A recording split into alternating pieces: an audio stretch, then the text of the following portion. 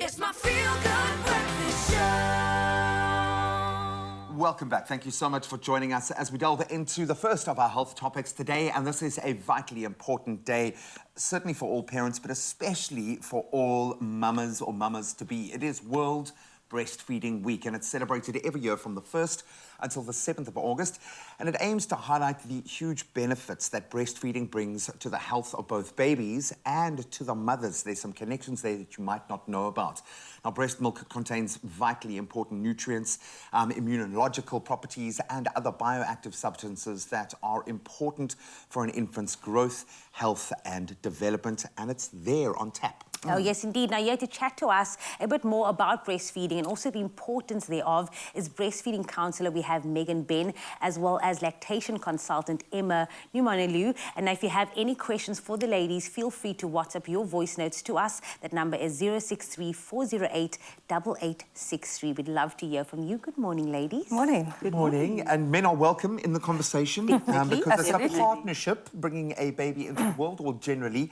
And this is an area, I suppose, where there were a lot of light bulb moments for me as a parent, and certainly for my beautiful wife, going through this journey, but it was not without its challenges. And I think the problem is everyone kind of wants to hit these milestones just like everyone else, wants everyone to look the same so that it's easy and manageable, and that's not the case. So I understand, yes, it's a spectrum, but maybe we can start to simplify, and maybe, Megan, I can start with you. Let's look at, seeing as we are celebrating Breastfeeding Week at the moment, what are the standout benefits for breastfeeding? Right, thanks, Graham. So, yes, we always hear that phrase, breast is best, and there's a lot of truth in that. You highlighted that the main benefit, or one of the best benefits for the baby, is the boost to their immune system. Breast milk contains hundreds of things that have been studied, and they show that it passes on the antibodies, antibacterial and antiviral agents, white blood cells from the mom, as well as interferons, which are the proteins which are the basis for the defense system. And breastfeeding will protect the baby while they're breastfeeding, but also for much longer in life. Some of the later benefits, we also have studies have shown that babies are protected against certain cancers, as well as developing some illnesses later in life. Now, if breast... Sorry, can you introduce us to your baby? You're being very rude here. This is Jake. This is Jake. Hello, Jake. Yes, I named him Jake earlier. This is Jake. I just thought I'd bring him along to just show a little bit later some things on how to hold him best and what positions are great for breastfeeding. That's just great. so you know, it is a doll, guys. So that everyone is aware. Not a real Jake. It's not a real Jake. Speaking about the great benefits that it has, it then begs my question, until what age can you then breastfeed? Because I remember being on primary school, I think grade R, and still going home wanting it for comfort, not necessarily for the breast milk, but what is the appropriate age that you can breastfeed until? I think the World Health Organization recommends 6 months exclusively, and then alongside, obviously, nutritious foods up till 2 years, or longer if the mother would like to. I always say to moms, however long you breastfeed, you're a superstar. Yeah. Absolutely amazing, whatever you can do, and these are just really just guidelines, so whatever's right for you. Ultimately, I mean, you get to a point, maybe with a second child, it's a lot easier. You're not quite so precious about that space, but you have to find a way that your lifestyle can continue. For you and for baby, you need some kind of normalcy, but there is something beautiful about that exchange. But I think that compounds the negative aspects when a mother can't breastfeed. Megan, what are the alternatives? I know there is an amazing range of formulas out here, but how should one approach the mindset in terms of not being able to breastfeed if there is a medical reason or the choice has been made? Then what other options or alternatives are there? Well, we always say breast milk in whichever way or form is fabulous. So if a mom is battling with breastfeeding, we always say get help first.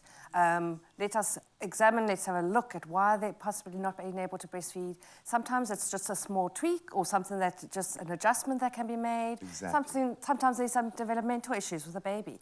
Maybe they're not sucking well, and there's something that we can do about that. Could be a lactose issue there. There's so many things that could... So rather get a proper assessment from a lactation consultant or a breastfeeding counsellor before you decide, oh, I can't do this. And then there are other options. If you can't physically breastfeed, there are ways that a baby can still get breast milk. A mom can express, and we're able to help with that sort of thing. And there are a variety of things we can try to help. If that fails, obviously, we need to feed our babies. Them- And there is yeah. very good formulas available. And, you know, if a mom has tried to breastfeed, there is absolutely nothing wrong with giving formula when she needs to. And I'll do it as a footnote because I think as a guy, generally you're reserved kind of poo duty for the first 6 to 8 months. Absolutely. But if your partner is expressing, it gives you a great opportunity, apart from managing those nighttime feeds, and so that you can kind of tag team when one is exhausted and the other needs to step in. But it's such an intimate, beautiful space to be able to feed your baby. So I would really, from a guy's perspective, be a champion for expressing and getting involved in that way. It can maybe kind of take the pressure point off, especially those initial phases when you're struggling with the sleep and the rhythm and the timing of it all. Finding a I get balance. that, yeah. But sadly, when it comes to breastfeeding, there are still so many misconceptions around this topic. What are some of them? Let's unpack them. Yeah, so Emma and I were actually talking about this yesterday. There's so many. And I think moms start the breastfeeding journey and immediately they think, well, I'm not going to produce enough milk and my milk should come in immediately. And therefore it hasn't, and therefore we panic, especially in the first few days when they're in hospital. And so one of those things that we were talking about is that I just wanted to highlight that the first few days you have colostrum, which is a really small amount of milk, but absolute liquid gold. Superhuman food. Superhuman food. It If we is. could bottle that, we'd be millionaires. So the colostrum, when babies are born, their stomachs are tiny, size of a cherry in the first day, growing to the size of a walnut by day 3 or 5. They don't need a lot of milk. 5 to 7 mils in the first day, going up to 20 to 25 mils by day 3. So milk only comes in generally on the 4th day. So those first few days, there's no need to panic. Whatever you can give your baby is absolutely exactly what they need. Some of the other misconceptions we chatted about, Emma? A lot of moms think that the size of their breasts have a lot to do with how much milk they produce, and it's actually got nothing to do with Nothing. it. So moms, if you're watching and you have very small breasts, a lot of those moms can produce beautifully, very large breasts, all breasts. And I think another very big misconception is that breastfeeding is really difficult. And for some women it is. Can be, yeah. But for many women it's not. So I think we have to look at the individual and support whatever their choice is. And we are lucky to be surrounded by, in this country, some amazing lactation specialists. There is someone who can help you if you are finding it challenging. It shouldn't be. It should be one of the best parts about those early stages of motherhood or as a family. So please, if you're going through any issues right now and want to ask the questions, we have the experts here just for you this morning. Drop us a voice note. It's 063-408-8863. We'd love to hear from you. It's my feel-good breakfast show. Welcome back, everybody, for our Health Tuesday this morning. Now, we are still focusing on breastfeeding, and we still have breastfeeding counsellor Megan Ben, as well as lactation consultant Emma Numonelu, still with us this morning as we continue our discussion again on breastfeeding in light of World Breastfeeding Week, which is currently being observed. Now, the World Health Organization and UNICEF recommend exclusive breastfeeding of infants from birth to 6 months, followed by initiation of complementary foods with continued breastfeeding for up to 2 years. But of course, it is your baby, it is your body. But if you do have any questions or concerns, let us know. We do have that WhatsApp line available to you. That number is 063-408-8863. And we do understand that everybody's journey is completely different. So we are not painting everyone with one brush. We know that your journey is yours alone, but hopefully we can help you out. So we did put it to you guys to connect with us and share some of your experience. And Anonymous had this to say. Let's hear. Good morning, Expresso show. I have a question based on breastfeeding. Is it safe to breastfeed whilst you are pregnant? An interesting one. Before we move on, is it safe to breastfeed while you are pregnant? Absolutely, definitely. I think what's really important here is that if you're uncertain, maybe just to chat to your doctor in case there is any high risk, but in a pregnancy that's not high risk, it's absolutely fine to breastfeed while you're pregnant. Is the mom going to need anything different? Is she going to be needing to eat more nutrients in the body? Well, what will happen is the body really just knows what to do. It's incredible. It's a miracle, yeah. And it will just produce what baby needs, and there usually is very little or no risk to the mom. So if you are pregnant and breastfeeding, fantastic. Yeah, keep it Make up. sure you get lots of support. Thank you for that, we're Anonymous. We also have Keisha that weighed in on the conversation. Let's take a listen. Good morning, Expresso family. I'm Keisha Phillips. I'd just like to know, is it what's the cause of your breast milk stopping? My daughter was 2 months old when my breast milk stopped. Megan, what could be possible reasons for that? Okay, so babies drive the need. So often, either perhaps the baby is not feeding correctly at the breast, but if it's 2 months later, we need to look at if there's any illnesses in the mom or if there's an extra stress happening in her life and perhaps she's not getting the rest and relaxation that she needs.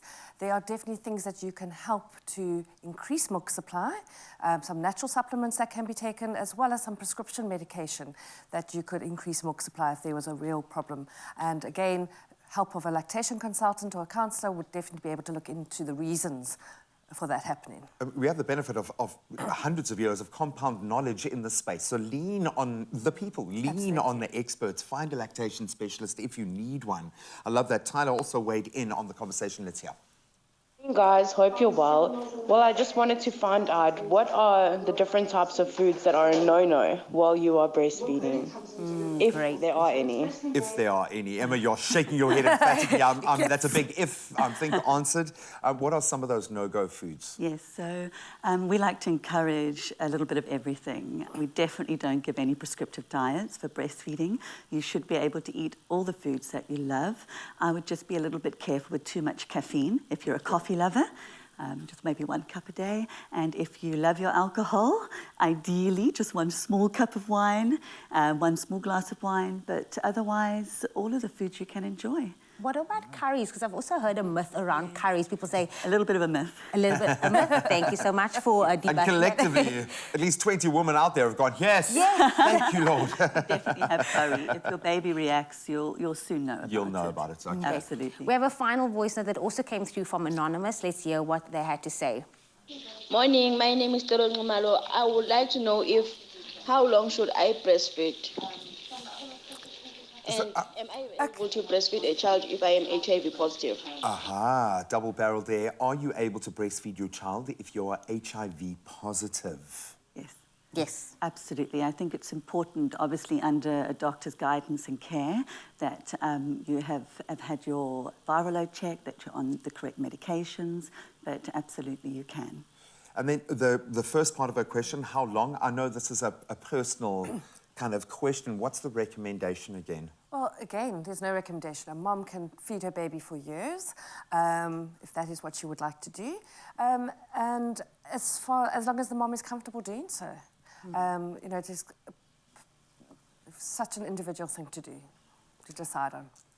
Absolutely love that. Come. The reality is, we speak about breastfeeding, but there's also a sad part where women experience discomfort, they're not feeling, you know, it's not a safe space for women to breastfeed sometimes when it comes to sore nipples. How do we then prevent that? We prevent women from experiencing those sore nipples and discomfort during breastfeeding. So I think one of the things that we find the most is that often sore nipples develop in hospital because moms have either just given birth via a natural or cesarean section and they're in pain and they probably do not get the guidance that they need to help them.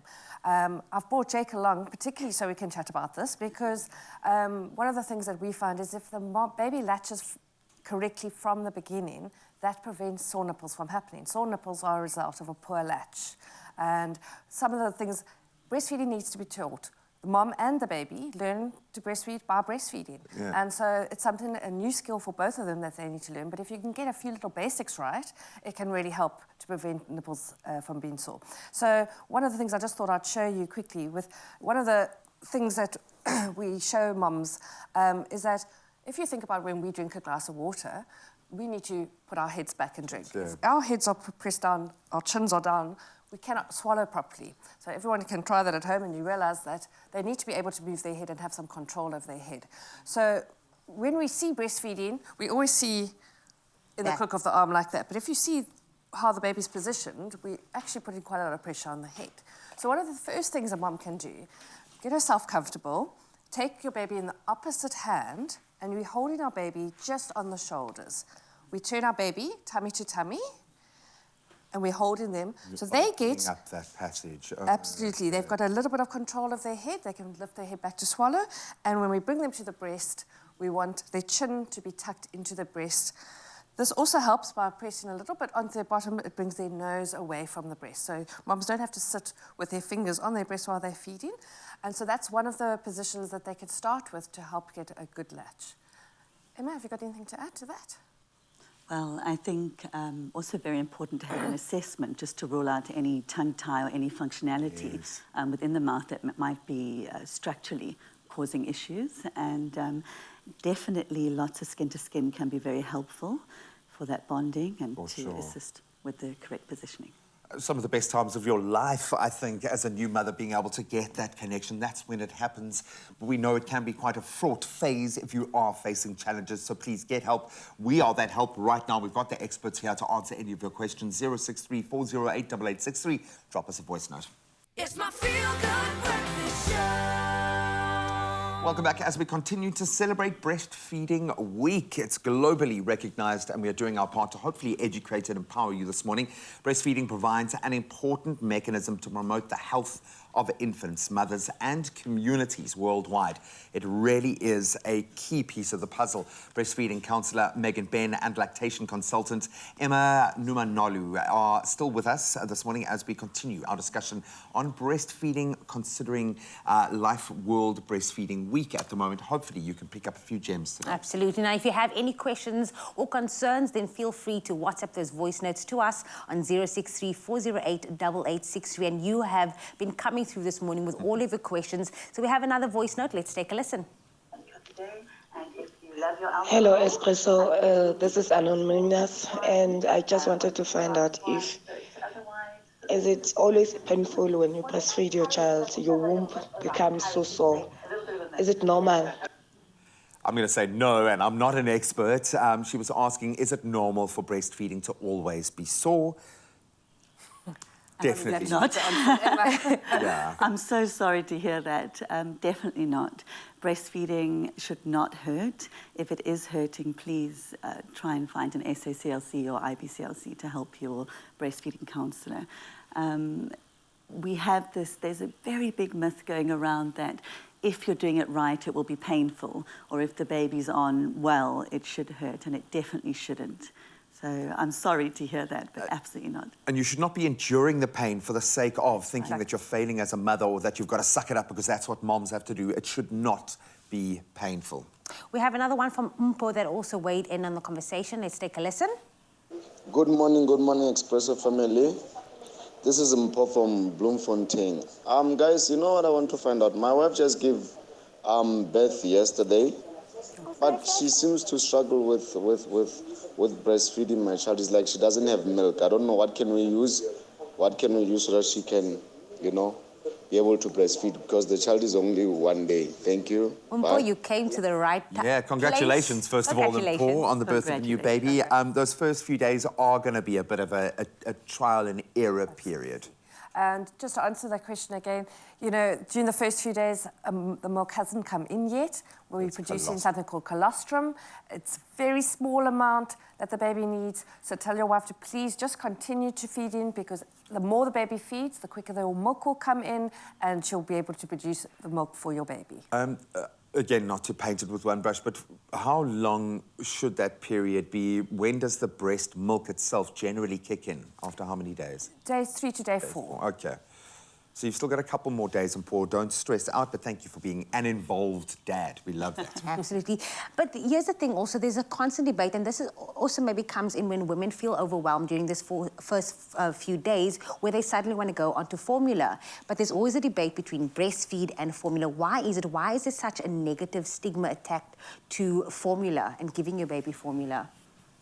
Well, I think it's very sad that women feel judged in any way, and I think it's really important that they know that they're absolutely amazing, whatever decision they make. Sometimes women are making decisions based on information they've been given, and a lot of the time that information might not be correct. And I think it's important that when they look back, they don't feel guilty, because that's one thing we don't want new moms to feel. It's important that if the word formula comes up, that the woman actually knows that sometimes formula really is needed, and that good moms and good dads are going to feed their babies. Yeah. So I think if there is a discussion in the early days around formula, perhaps that is a time to call a lactation specialist. Well, it has to be, because that was the key for us, and it wasn't a long-term thing that we just needed for, and it was a lactose issue, and we solved it with a very expensive formula, but it was what we needed over that time, and that allowed us to transition that, and then for Linz to get to a space where she was happy and healthy. We've had one more voice note come through, and I think this one is quite an important one. Let's take a listen. Hi, good morning, Expresso Show. I just wanted to ask, what about the mothers that's smoking and breastfeeding? What kind of impact does that have on the baby? I love it. Okay, well, I'm getting incensed just sitting here, so I'm sure this has obviously hit whatever major buttons within you. We know that it's absolutely a no-no, smoking around children, never mind smoking while you are pregnant or breastfeeding. But what can it actually do to the baby? I don't know who wants to weigh in. I think what's really important here, Graham, is that if the mom is a smoker and she's breastfeeding, that it's actually much better for the baby to receive breast milk than formula. So we would still encourage those moms, obviously ideally to stop smoking or to smoke away from the baby, but we don't want moms to not breastfeed because they're smoking. There's so many beneficial, wonderful health properties within the breast milk, and we would much prefer a smoking mom to breastfeed. To still breastfeed, but just don't smoke anywhere near baby, ideally, child, and change your clothes if you can. The impact on the baby's little lungs can be significant, perhaps not now, but possibly long term. So it's ideally not, but we definitely understand that some people are addicted and it's hard. And for those moms, we say, if you are breastfeeding, just follow that. Follow those guidelines. We have picked up so much already just from these few minutes sitting with the both of you. You are amazing at what you do. Thank you so much for sharing your expertise, bringing little Jake along. It's the best behaved baby we've had in studio, in fact, all week. I think the take home for me here is that if you are having any issues or challenges, ask for help. Speak to a consultant, speak to a lactation specialist. That's why they are there to help you. And it could be something small that needs to be adjusted. But if you're not getting it right, it's not a failure. It just means an opportunity to find a new way of approaching it.